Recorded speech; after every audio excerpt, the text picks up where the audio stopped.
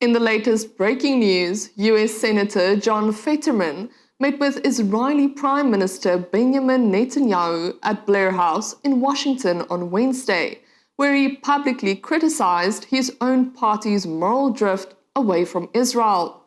Fetterman described the Democratic Party's recent behavior as disappointing and defended Israel's military actions against Hamas, Hezbollah, and Iran as a just war, stating he has no regrets about his position.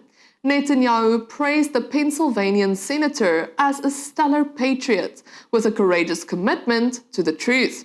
The meeting underscores growing divisions within the Democratic Party over Israel policy, with Fetterman emerging as a vocal supporter of the Jewish state amid increasing criticism from progressive lawmakers. Mr. Prime Minister, it was a supreme honor of my time here in the Senate to proud and stand with and for the vision and what Israel is, the miracle that Israel is. I've had the privilege of visiting a couple times, and when you witness it and you can just realize what a miracle it is, and how it's been disappointing as a Democratic politician, and how our party continues to behave. And we had the culmination of that where that worthless mayor in New York, saying these kinds of ridiculous claims. Now, I think, as far as I know, I was the only Democrat that was proud to push that trash back. And now here we are. It's like, but I'm proud to stand with Israel through everything. I'm proud to remain the conscience of the Democratic Party in Congress, not just the Senate, but over in Congress overall. I've always supporting things like last year, Midnight Hammer, or what you were confronting in Gaza and how necessary it was to destroy Hamas and Hezbollah and also go after the Iranian with their capabilities. It's always been a just war for me, and people forgot why this was even necessary, and look at the ways these organizations and the way Iran, I don't understand how we've arrived with where we are politically. Addressing reporters in the Oval Office on Wednesday, President Donald Trump used the opportunity to deliver a blunt message to Britain: open the North Sea and stop mass migration. He welcomed the new UK Prime Minister Andy Burnham's plans to expand North Sea oil drilling, something the President repeatedly urged on Keir Starmer to meet British energy needs and to increase their national wealth. Shifting focus to the UK's mass migration crisis, President Trump stated that it's killing their country.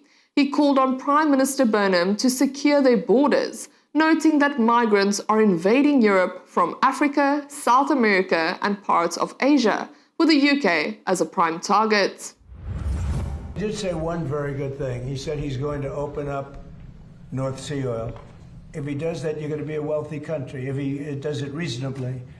I was telling Prime Minister Starmer, open up the North Sea. Open it up. You'll be okay. Open it up. They have two problems. They have a huge immigration problem, people coming from all over the world and just camping out in your country.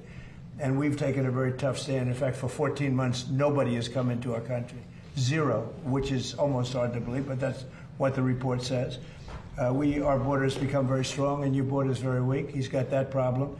And he's got energy problem. He's got windmills all over the place. And anytime you see windmills, you see a failing country. And they're made in China, not used by China, but they're made in China.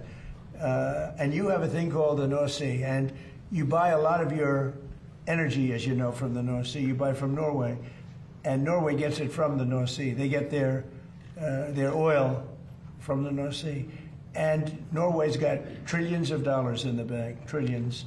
It sells its oil from the North Sea, and Scotland has a better part of the North Sea, and you have 500, 600, 700 years. You have areas of the North Sea that haven't even been explored yet.